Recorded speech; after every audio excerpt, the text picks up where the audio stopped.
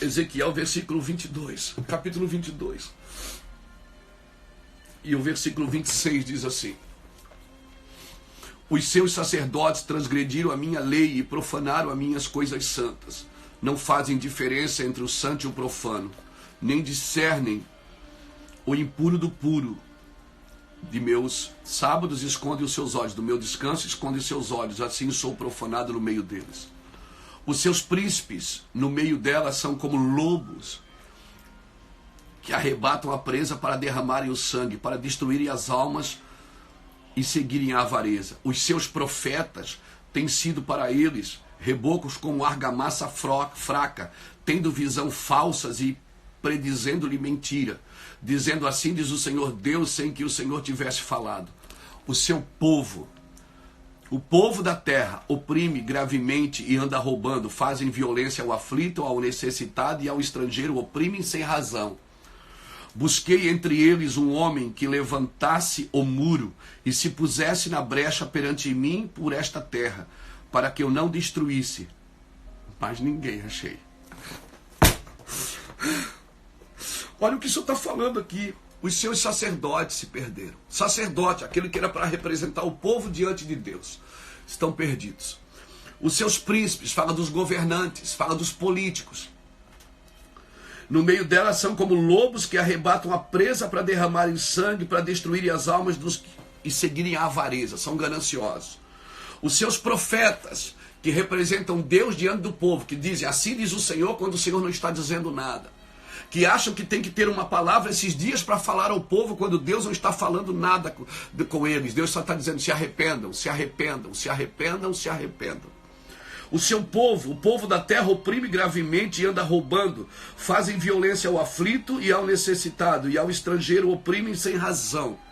Deus está dizendo assim, eu não posso contar com os sacerdotes, eu não posso contar com os príncipes, com os governantes políticos, eu não posso contar com os profetas, né? Que é aqueles que se dizem que têm a voz, eu não posso contar. E eu também não posso contar com o povo. Eu estou contando com um homem que se levante na brecha, não para falar, não para agredir, mas para chorar, para ficar na brecha, para que ele não destrua a cidade. É só um homem que ele está pedindo. Se volte ao Senhor nesses dias, se volte ao Senhor nesses dias.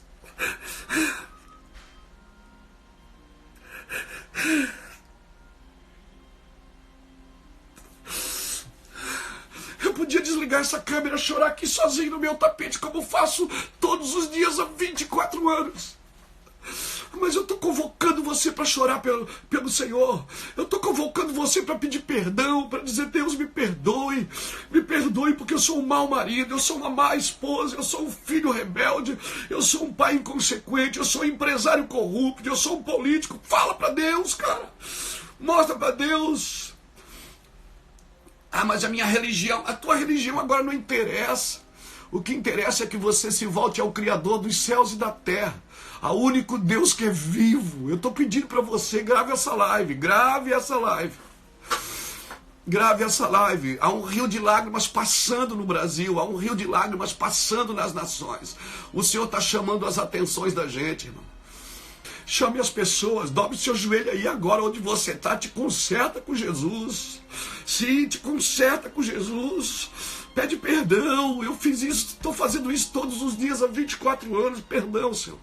Perdão porque eu sou um homem mau, eu sou um homem terrível, Senhor. Às vezes eu sou ambicioso, Deus. Perdoa, Deus, porque eu vou te ensinar como pede perdão, porque é assim que eu peço. Senhor, perdoa. Às vezes os meus olhos me traem, às vezes os meus ouvidos me traem. Às vezes eu tenho desejo de aparecer, Senhor. Às vezes eu quero ser famoso. Às vezes eu quero ser mais do que um simples pregador aqui de Itajaí, Senhor. Às vezes eu tenho vontade de ter coisas que o Senhor não me permite. Às vezes eu tenho vontade de fazer coisas que o Senhor não me permite. E comece a pedir perdão a partir de você. Comece a pedir perdão pela sua casa. Comece a pedir perdão. Peça perdão. Peça perdão às nações, peça perdão à idolatria, a todo o adultério que é cometido às vezes na frente da sua casa, nas ruas de prostituição. Peça perdão por toda a pedofilia, por todo o aborto, por todo o sangue derramado sobre a nação. Peça perdão por todo aquele que deixa de adorar o único Deus Criador e vai adorar coisas. Aquele que não acredita no sangue de Jesus, mas acredita no sangue de uma galinha preta. Meu Deus, aquele que não acredita no sangue de Jesus, mas acredita no sangue de um bode. Como pode adorar a criatura e não adorar o Criador? Como pode? Como pode? Como pode? É isso que eu estou proclamando, por isso que eu convoco você de todas as religiões a se voltar a Deus. Eu convoco você de todas as religiões a se voltar ao Senhor. Não é o momento de adorar outra coisa a não ser o Deus Criador. Não é o momento de se embriagar com outra coisa a não ser se embriagar com a glória de Deus, se embriagar com a presença de Deus, com a sua santidade. Eu estou aqui com os versículos bíblicos, mas hoje eu quero empoderar você para pedir perdão. Quero orar por você. Peça perdão a Jesus. Peça perdão ao Senhor. Sim, todos os dias nós estamos aqui pedindo perdão.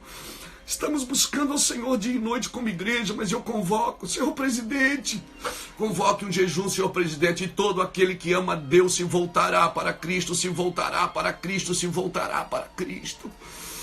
Convoque um jejum. Nós, para termos autoridade para fazer isso, nós precisamos nos arrepender como ministros, como sacerdotes, como profetas. O povo precisa se arrepender, o povo de Deus que está na igreja, o povo de Deus que enriqueceu na igreja, praticando os princípios do Senhor, mas não ajuda ninguém, não serve ninguém. Empresários que estão na igreja, estão roubando, não pagam impostos, enganam, mentem, se servem do trabalho alheio. Pessoas que estão na igreja, que roubam, que enganam, que mentem, que traem, que adulteram, e mesmo assim prosperam usando seus dons, usando os dons como iniquidade. Nós precisamos nos arrepender, quebrar as nossas barreiras de soberba, de ambição. Precisamos dar as mãos, precisamos lá, faz uma ligação agora para aquele pastor que você não gosta dele, que você não conversa mais com ele, aquele pastor que você fica criticando ele na internet, atacando ele na internet.